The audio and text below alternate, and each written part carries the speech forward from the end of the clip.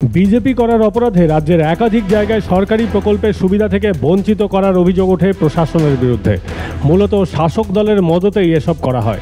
গত লোকসভা ভোটের ফল ঘোষণার পর বিজেপি কর্মীদের রেশন বন্ধ করে দেওয়ার অভিযোগ উঠেছিল তৃণমূলের বিরুদ্ধে। আরামবাগের গৌরহাটি 1 নম্বর পঞ্চায়েতের এই ঘটনায় সে সময় বিস্তর জলঘোলা হয়েছিল। এবার দুর্নীতির প্রতিবাদ করায় তৃণমূলের মদতে প্রশাসনের রোষের মুখে পড়লেন এক বিজেপি কর্মী।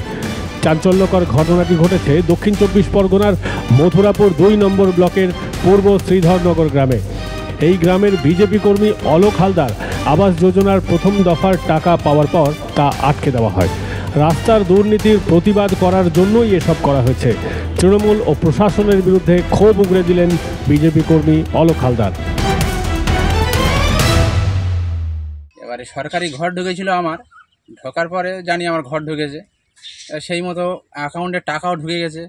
এবার ঘরের টাকা ঢোকার পরে আমি মাল কিনেছি, ইট বালি টনসি পাথর সব যা কেনার কিনেছি।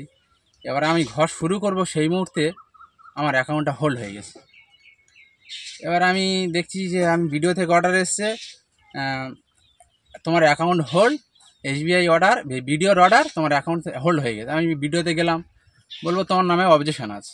আমি প্রশ্ন করলাম, আচ্ছা আমার নামে যখন অবজেকশন হলো তখন আমার টাকা ঢোকার আগে কেন অবজেকশন হলো না? টাকা ঢুকে গেল, তারপরে আমার নামে অবজেকশন হলো, এর কারণটা কি? আমি জানতে চাইলাম। বললো ইনকোয়ারি হবে, ইনকোয়ারি হওয়ার পরে সেটা দেখা যাবে পরে। আমার কথা হচ্ছে, আমি মাল কিনলাম, তাহলে আমার যদি এই মুহূর্তে আমার টাকা ফেরত দিতে হয়, তাহলে তো আমার আগে বলতে হতো, টাকা ঢোকানোর আগে, যে তোমার টাকা হোল্ড হয়ে গেছে। আমার যদি না হয়, তাহলে যাদের ছাদ ফেলা ঘর তাদের কি করে হচ্ছে? অনেক ছাদ ফেলা ঘর আছে, তারা অলরেডি তাদের পাশে রান্নাঘর, কেউ ঠাকুর ঘর বানিয়ে তারা সেটা টাকাটা তুলে নিচ্ছে। তাদের বেলা অসুবিধা হলো না, আমার বেলা অসুবিধা হলো। কারণ আমি প্রতিবাদ করেছি বলে। যে রাস্তার যে ঢালাই হচ্ছিল, আমাদের স্কিম ছিল 3 মিটারের ঢালাই, সেখানে 6 ইঞ্চি 3 জ ঢালাই, ইটের স্টোন দিয়ে ভরা হবে, থিকনেস ঢালাই হবে 7 ইঞ্চি 3 জ, সেখানে 3 ইঞ্চি ইট দিয়ে ওরা কভার করছিল। সেটা প্রতিবাদ করেছিলাম আমি। করার ফলে আমার এই পরিস্থিতি। তাহলে দেশের এমন পরিস্থিতি হয়েছে যে আমি কোনো প্রতিবাদ করতে পারবো না। সাধারণ নাগরিক হয়ে যে আমার রাস্তাটা হচ্ছে, আমার বাড়ির সামনের রাস্তা আমি দেখে নেবো, সেটাই আমার অপরাধ। প্রশাসন কোনো ত্রুটি ধরতে পেরেছিল বলেই এই ঘটনা ঘটেছে, সাফাই দিলেন তৃণমূল নেতা। দেখুন, এক্ষেত্রে অনেক ক্ষেত্রে হতে পারে এটা, যে জানি না, আমার ঘটনাটা পুরো জানা নেই বা আমি খোঁজ নিয়ে দেখবো বিষয়টা। তবে অনেক ক্ষেত্রে এটা হতে পারে সরকারকে, প্রশাসনকে যদি মিসগাইড করে। আর সেক্ষেত্রে যদি অনেক কিছু কন্ডিশন ছিল, যে যদি পাকা ঘর বা ছাদ ফেলা থাকে, বা PMOY যদি আগে ঘর পেয়ে থাকে, বা এই সব যে শর্তগুলো, সেই শর্তের মধ্যে যদি থাকে, হয়তো পরবর্তীকালে প্রশাসন জানতে পেরেছে, সেক্ষেত্রে হয়তো হোল্ড করতে পারে। আবাস প্রকল্পের বাড়ি নিয়ে অভিযোগ জমা পড়েছিল, তাই পদক্ষেপ নেওয়া হয়েছিল বললেন মথুরাপুর 2 নম্বর ব্লকের ভিডিও। এটা নিয়ে আমাদের কাছে একটা অভিযোগ এসেছিল, শুধু ও না, এর সঙ্গে আরও 5-6 জন ছিল। তারপরে আমরা আমাদের ব্লক লেভেল কমিটি, আমাদের জয়েন্ট BDO সাহেব আর সিনিয়র অফিসারকে দিয়ে আমরা এনকোয়ারি করিয়েছি।